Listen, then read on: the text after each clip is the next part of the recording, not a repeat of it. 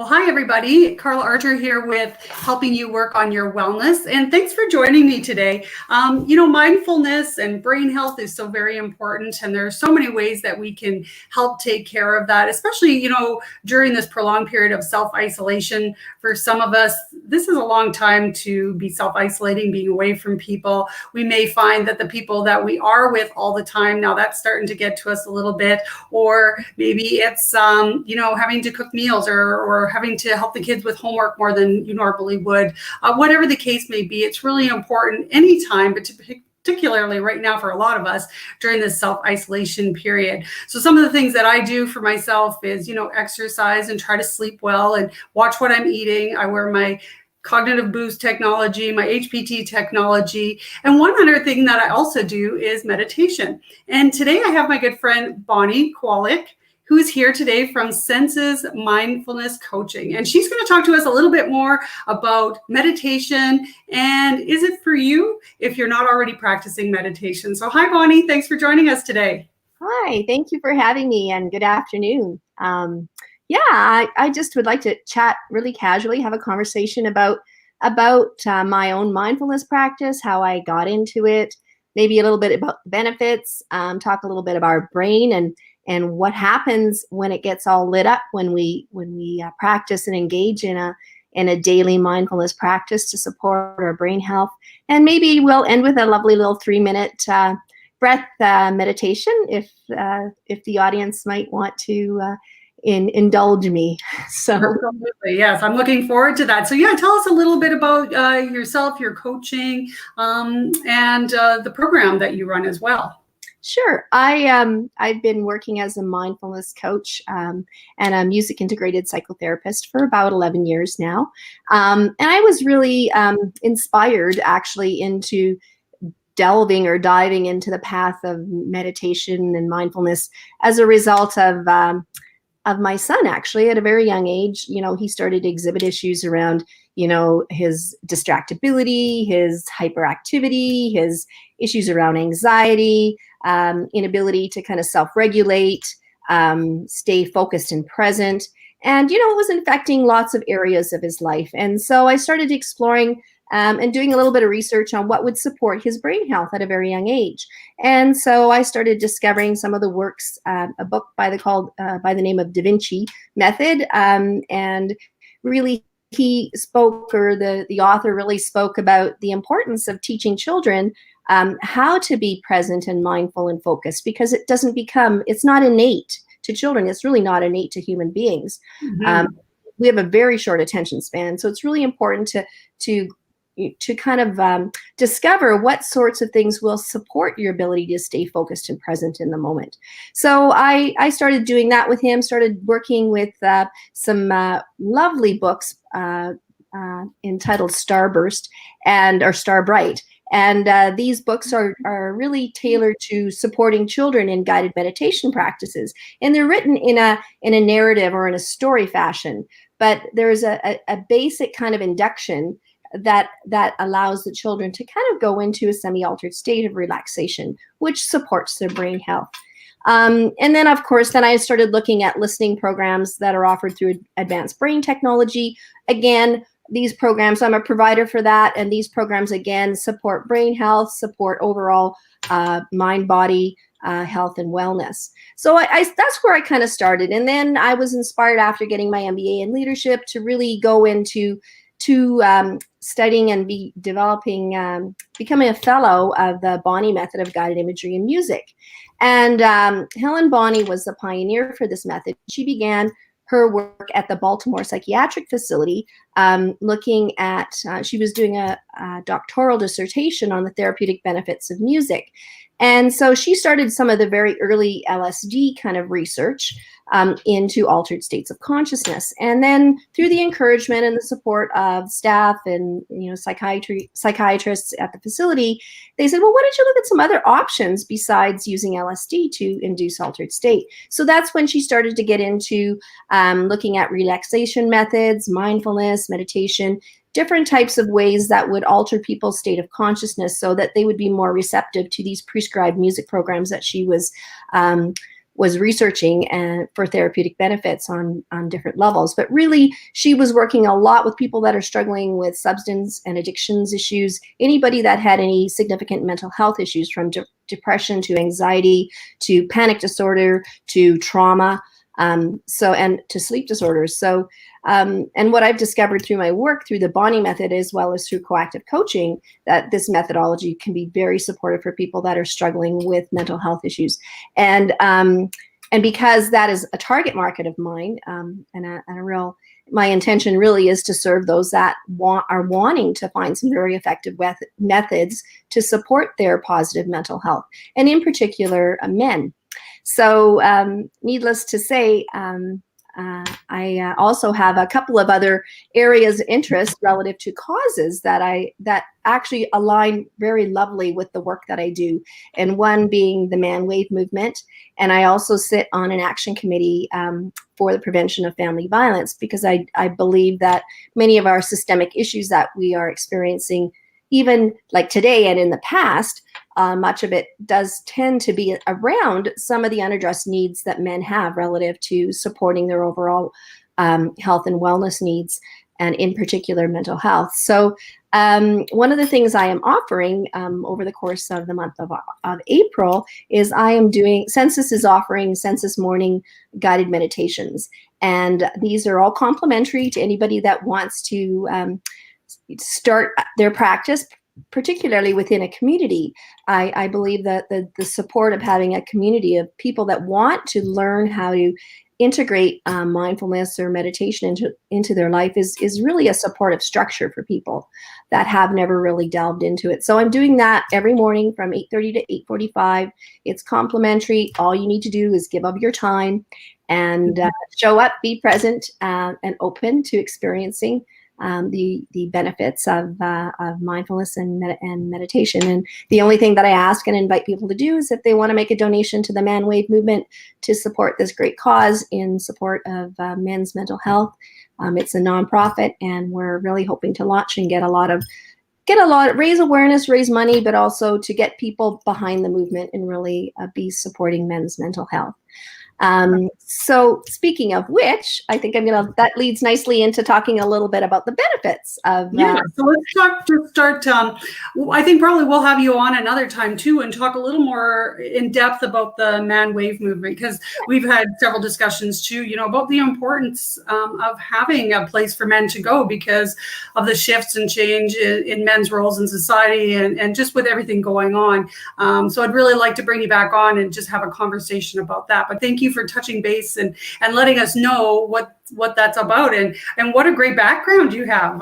So very interesting, and just 3 years for me being involved in really working with something that deals with the brain so much. I'm absolutely fascinated, like the depth of the brain, how it operates, the control. And like you were saying, it's kind of like a muscle. It's not innate to us. It's something that we need to work at and to build up. So for a lot of people, the question is, meditation, is it for you? We have a lot of people who already practice meditation, some who are very good at doing their practice all the time, some who lightly touch on it, and some who just go, I don't even think that's for me. So maybe you could talk a little bit today about some of the benefits of meditating for people.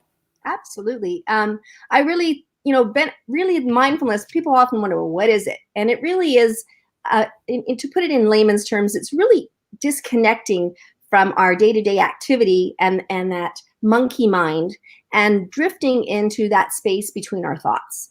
And people say, oh, I can't meditate. I'm thinking all the time. I've got this roller coaster brain going on in my head right now, and I can't calm my thoughts. But the simple thing is just stepping into this acceptance that, yeah, we're always going to have thoughts, and it's no different than breathing or seeing. You can't stop yourself from breathing. You can't stop yourself from seeing. You really need to just be accepting of the fact that, yeah, thoughts are going to come and go as you meditate, and that's perfectly normal. But really, the benefits have to do with increasing your level of consciousness relative to your connection to your thoughts, your feelings, your emotions, your physical sensations that are happening in the body, and being more aware, more conscious impacts our ability to consciously choose, but it also impacts our ability to consciously choose how we act and behave on a day-to-day basis. And then there's other things in terms of how we interact with the world. When we are responding from this place, we're more reactive versus responsive. We're more reflexive versus we're less reflexive and more reflective. We're less defensive and we're more open, and we're really there's less drama and there's more sense of calm or inner peace. So we can be more respond more mindfully from that place. So in addition to that, there's a number of other benefits around just increasing our own sense of self-awareness, understanding. If we want to explore our own, go on our own spiritual kind of quest or discovery, we can expand our own sense of spirituality through it. It strengthens us from the inside out. It really builds a sense of resiliency, clarity, and again, that peace of mind that we're all kind of looking for. Because I always say, well, how much is your peace of mind worth to you, particularly in this day and age? Absolutely. And there's so much compelling evidence from various medical journals to articles that have been written on Wall Street and in the Times magazine or the New York Times, and basically a lot of these articles and research papers are indicating that meditation is a really powerful tool in managing our stress and our anxiety, in being able to manage our pain and give us some relief relative to pain management, inducing more restful sleep at night, in terms of our cognitive function, our memory, our focus, our ability to be more, to respond appropriately to information that's coming in, and as well as in terms of our physical and emotional well-being. But it really is a means to restructure our brain and our brain functioning, because in 2011 they did some MRI research on 2 different groups of meditators, for example, and what they found was with the meditative group, after a period of 2 months, actually, they did this study over a period of 2 months, and they found that the MRI demonstrated that there was an increase in gray matter in the brain for those that meditated on a regular basis, meaning for up to 30 minutes a day. And that resulted in improvements in learning, in spatial orientation, in memory. So really, if you want to change and alter your brain structure, all it takes is 2 months. And right now we're all in COVID and we're all at home self-isolating. And this is a perfect time to really start to, start with, 5 minutes, start with 15 minutes, and then build up to 30 minutes. But it's go ahead. To support your brain health. It is, absolutely. And, that just takes me back as a fitness instructor. I'm always thinking, it is that muscle, and it's like anything, you need to work it out. Otherwise, it's just not going to be as toned as you want it to be. It's not functioning as well as you want it to be. And what I've really noticed in my business too, is that there is a great disconnect with a lot of people between their brain and their body. And, we just get in the momentum of every day and we're going through, we're not really paying much mind to the fact that, we really are in control of our systems and our bodies, because our brain and our minds control absolutely everything that's going on in our body. But so much of it is autonomic and parasympathetic nervous systems that just do it automatically, that we lose touch with it. And I really liked what you said too about, it really connects yourself and gets you to know yourself better. And then when I find I'm having maybe a moment, I'm feeling something, I'm more aware that that is out of my norm now than it ever used to be, because I have a deeper connection with who I am and how I normally behave. And then it's easier to reflect on that. Then really, like you said, instead of reacting, you're able to manage that and deal with your reactions and how you deal with people. Absolutely. So tell us about some of the different types of meditation that people can do. Like you said, you could start with 5 minutes, you can do a longer period. There's a lot of variation, isn't there? Oh, absolutely. I mean, if you look at strictly Buddhist tradition, which focuses a lot of their meditations around the breath, and the breath being what I call the anchor, or what you focus your attention on throughout the course of your meditation. And some people gravitate to that. I actually love breath inductions in terms of doing a sitting breath induction. You can do one in prone, laying down. You can do it while you're walking in nature. You can even do a body scan using the breath and just kind of noticing. That really increases your body awareness and where those aches and pains are, and increases your connection with your own body's wisdom. So from a preventative health point of view, you actually become alerted more to when there are symptoms that are showing up in your body. So it's a great preventative tool as well for preventative health. But there's other types of things that are on the market. There's some really great apps you can put into your phone. There's a product called Muse. It's a biofeedback product, and it basically what it does is while you meditate, it monitors what's going on in your brain in real time, and it translates those brain signals into sounds of the wind. So when your mind calms down, the wind calms down. And when your mind is racing, then you hear it like a hurricane or a windstorm in your mind, right? So it's a really great, effective biofeedback tool for you to kind of self-monitor. Greater connection with what's actually physically going on with you than not, and then that would really be a great awareness as to how windy your brain really is compared to when you calm it. For sure, you start to see the differences. And then there's other things like you can do visual meditations. I do a lot of guided visualizations or guided meditations in my work when I integrate music or prescribed music programs. And a lot of those guided meditations are really spontaneous and customized to the clients and whatever needs they are and whatever comes up in the pre-talk that I do with them when I work with them. So it really becomes accommodated to meet the needs of the person and what is important to them in that moment. Right. Sorry to interrupt you about the guided meditation. I think as a beginner too, it gives you something to listen to and to follow. And because if you're going to just take a moment on your own and you haven't exercised that muscle before, it might be too hard to stay focused or to be knowing what to think about. And that's what I love about the guided portion. It really helps you along. I think so. And there are other options is you can focus on an object, a symbol, or an internal image, which is what I tend to do with my clients or when I'm doing guided imagery, as I focus on an internal image.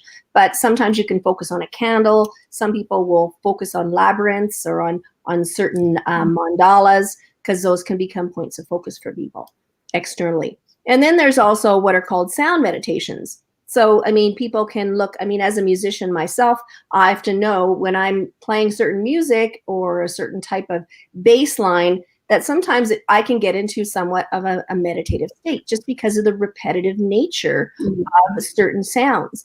And that whether it's a mantra, whether it's a chant, whether you're listening to crystal bowls, whether you're doing an affirmation, a verbal affirmation, and saying it like a mantra over and over again, that can induce a meditative state for people that need that oral kind of stimulation, and that becomes a primary processing tool for them.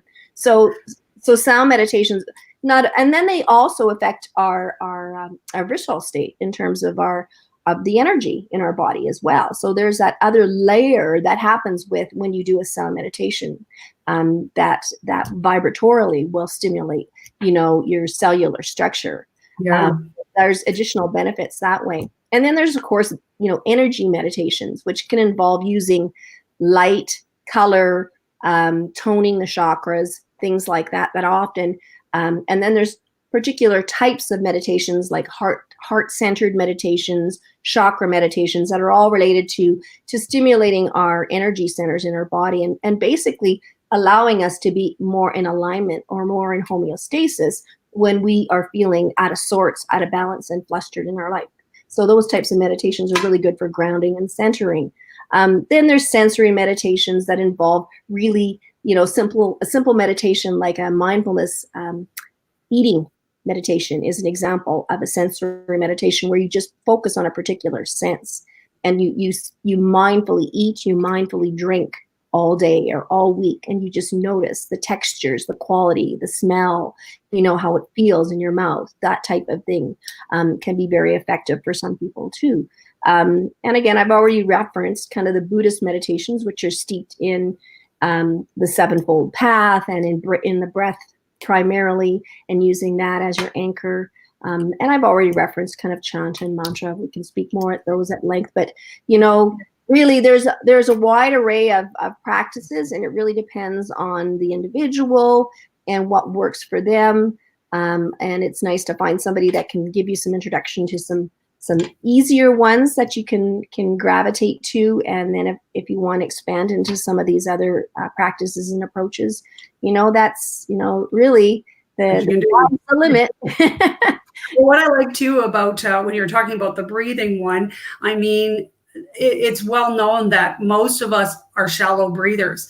We just breathe just enough to get some air in and some air out. And when we start doing a practice that involves breath, we really start to realize how much we are not properly breathing, which can lead to, all kinds of health issues because you're not getting enough oxygen in your blood, fatigue, because you're not oxygenated enough. So the breath one, I really love that. That's a great practice. And the mantras, I had done a meditation, a week-long meditation one time, and I still use those mantras to date. And even if there's moments when I can't fall asleep and my brain is racing in the middle of the night, I just repeat that same thing over and over and over again, just to calm my mind and to stop whatever's going on there and then go back to sleep. So the benefits of any which one of the practices you use or try, they can carry outside of your moment of meditation too. So a lot of great things there. And I love what you said too, it is a practice. And that's the one thing to remember, start, like you said, with a few minutes and build up. And you told us some information about a variety of different styles of meditation. So some are more advanced, like you said, and some, are a starting point. So you can always build your practice into those more advanced ones. Yeah, it's like a repertoire, really. There is a repertoire of meditation practices and approaches. And, it really is depending on whoever gravitates to one as to what they're going to, integrate into their life as a practice for them. Yeah. And I think a lot of people may be under the auspice that, it's all candles and chanting and everything. And it doesn't have to be. You know what? Probably even just sitting in silence for a few moments is a good practice. Would you say, for people who are like, I don't think I'm a meditator and all of that? No, absolutely. Actually, I attended Sunny Brown had this amazing webinar last night and she they were talking about the 4 pillars of love, and we did a meditation practice at the start of the webinar, and it was an awake meditation. So in other words, your eyes are open and you're softening your gaze and you're focusing on a focal point.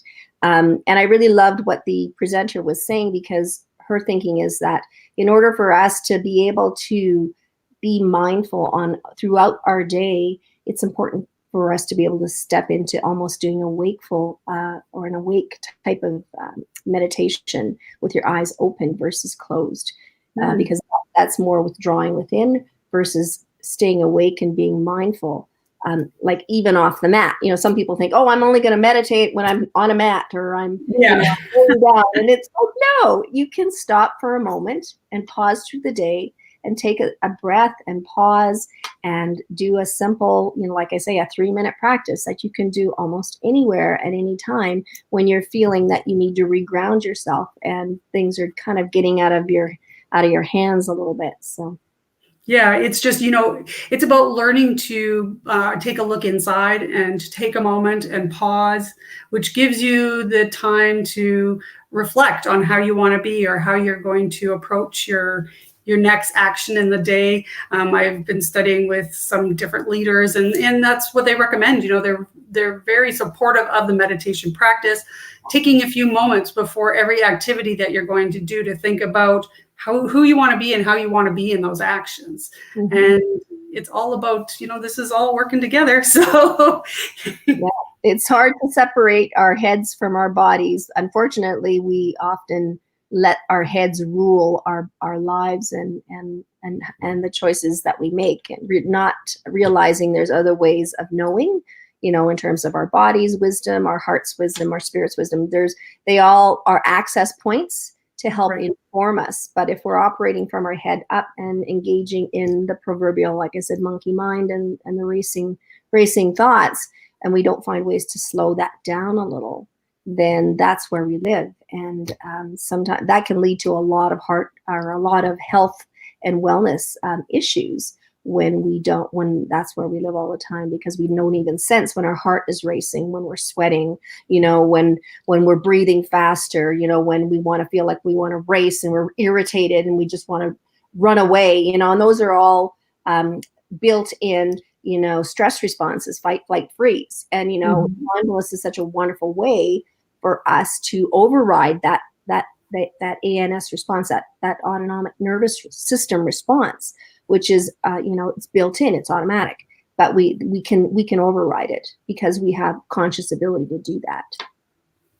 Well, and it goes to a lot of self-talk, and I'll share an example of myself yesterday. A little hormonal, so I know I'm whipping at a faster pace. I'm thinking of a lot of things. And yesterday, because this is not how I regularly behave anymore, I was kind of having a crazy energy squirrel day, and I was like, Carla, I'm aware that this is happening and this is not normal. And I was like, just step back, and a little self-talk saying, nothing is that important. You don't need to rush. Take care of yourself. Take a break. Otherwise, if we're not connected that way, we just keep doing that over and over and over again. Like you said, that's where we end up with big time health problems and issues and rage, and we don't sleep and those types of things. So all habits of mind and all habits of behaving, that when we learn to develop what I call that meta view, when you can step back and press the pause, look at how you're reacting in the moment, and then consciously start to engage in that more positive self-talk, self-management talk, in terms of, okay, I can choose this path of response or this path of response. Okay. And what is going to serve me in terms of my health, my wellness, my relationships with the world, the people I love. Right. And it doesn't matter. It doesn't mean that you're necessarily going to fix that. But sometimes, that's going to lead to the root cause of why you're behaving that way too. And again, that's all a process. But the more that we get in the habit of doing that, then the better chance we have at changing some of those things and resolving things and live a better life, be happier and more energetic and easier to be around. So that's what we're all going for, especially right now when we're all in self-isolation. We want to try to be as easy to be around as possible, right? Well, really. And when we're all in that state of, feeling, we don't know what's going on. There's uncertainty, there's fear, there's doubt, there's, from day to day, we don't know what's going to happen. So, it's almost like, well, then the best response almost is to live in the moment right now. And not worry about, the past, or live in the past, and not worry about tomorrow, but live for today. Yeah, exactly. Great advice. So any other tips or tricks that you have for people who are just starting out, or who are kind of in a meditation practice, or just some other offerings? Well, I do. I have a great handout I'd love to share with the audience. And if people are interested, it is some tips and tricks to ride the wave of the pandemic, and offer some great strategies. I sat in on a webinar about a couple weeks ago. Dr. Dan Reddick, an amazing psychologist, does a lot of research on brain health relative to leadership, and I've had the honor of attending some of his trainings in California a while ago. And so listening to his webinar reminded me of all those things that I taught. And I thought, there were some really great nuggets from that webinar that I compiled in a little handout. So if people want to look at how they want to support their brain health, and on a more general scale, whether, it's through diet, or whether it's through exercise, meditation, there's all sorts of little tips that will help give you a little bit of direction as to where you want to take your practice in terms of supporting your brain health overall. And what you can actually do right now that you are in control of in terms of supporting that for yourself. And would people find that on your website, or? If they want to go to my website, I can post it there. I have posted it on LinkedIn, but also if people want to just email me directly, I'm happy to shoot that off to them. And if they want to have any other questions, any queries, any suggestions too, I'm always open to people sharing, what they're doing in their own mindfulness and meditation practices, or for their own health and wealth, and in terms of getting your health from your wealth from your health is what I meant to say. Oh, from your health. I like that. Anyway, yeah, any ideas they have around that would be welcome, because I think there's so much wisdom in the collective relative to sharing what's working for people and maybe what isn't, what they're struggling with, and happy to help out that way. For sure. So this is your website. They can connect with you via email through your website. That information would be there too. And your Facebook page as well is Sense of Mindfulness Coaching. They can find you here on Facebook. You said you're on LinkedIn as well, so I'm sure they can find that information if they search you on LinkedIn. Mm-hmm. Perfect. And so you have been so kind to offer to take us through a short little meditation practice, which I think would just be lovely. I could spend all day talking with you, Bonnie. It's been such a delight to have you on here. And we'll definitely talk again about the man wave movement, so we can just focus more time just on that. Yeah, it's such a wealth of information. So many great tips for people new to the meditation practice and who are currently meditating. It's all good. It's all good for your brain health. It's good for your body. It's good for your life, right? So Absolutely. Yep. All right. So yeah, I'd like to invite everyone to participate in a little bit of a 3-minute breath practice. And this can be done in anywhere. You can do it, sitting. If you have a home office, you can do it there. If you're in your car, you can do it in your car. It's very adaptive and accessible. And what's wonderful about a breath practice is we all need to breathe, and we all have access to that as a resource for ourselves. So I'm going to invite people right now just to take a moment and get very comfortable within the structure of your body, and really feel, just notice your body. And as you're sitting down in your chair right now, really feeling the support of your spine and your torso as it leans into the back of the chair. Important for you to just kind of relax the body and really feel into the weight of the body as it begins to drop into this support. And just noticing your sit bones and your feet as they ground yourself into the earth. And almost envision your lower torso like the trunk of a tree, and it's really being drawn into the nurturing essence of the earth underneath you. And as you begin to really ground yourself into this body of being, I'm going to invite you to either close your eyes or soften your gaze, focusing on a point in front of you. And begin to really focus and connect with this breath. And as you begin to breathe in, breathing in the coolness and the clarity through your nostrils of the breath. And upon exhalation, feeling the warming qualities of this breath as you breathe out through your nose. And bringing your awareness to the breath. Draw the breath deeper into your being. And as you breathe, become aware of any thoughts, any feelings, emotions, any physical sensations you are experiencing right now. And as you just become aware of them, sit and notice them without really becoming attached. Allow the thoughts to come and go with the breath, the emotions to ebb and flow,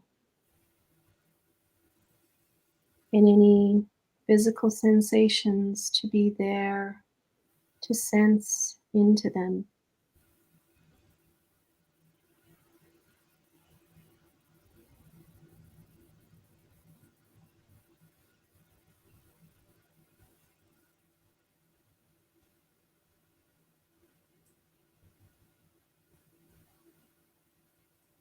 Breathing quietly into the quiet spaces of your body. Draw the breath deeper into the core, softening Softening the belly, softening in to your presence. Noticing the abdominal walls as they begin to expand and to contract, deepening the breath, deepening this expansion into yourself.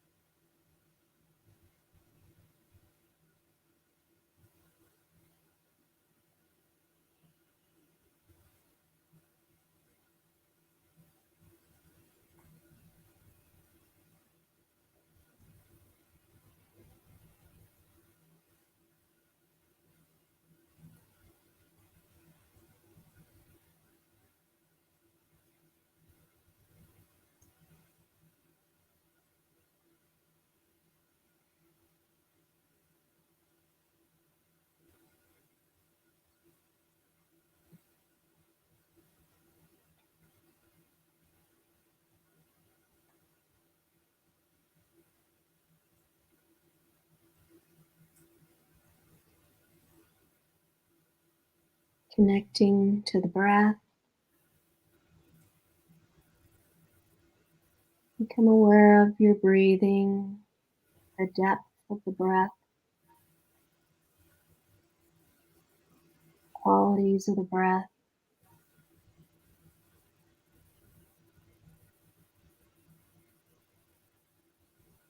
And begin to expand the breath beyond the belly.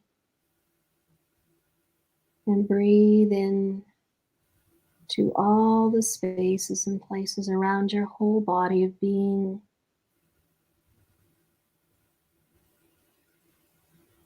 Feeling your whole body breathe into this space. Sensing and being present to the space in you, within you, and outside of you.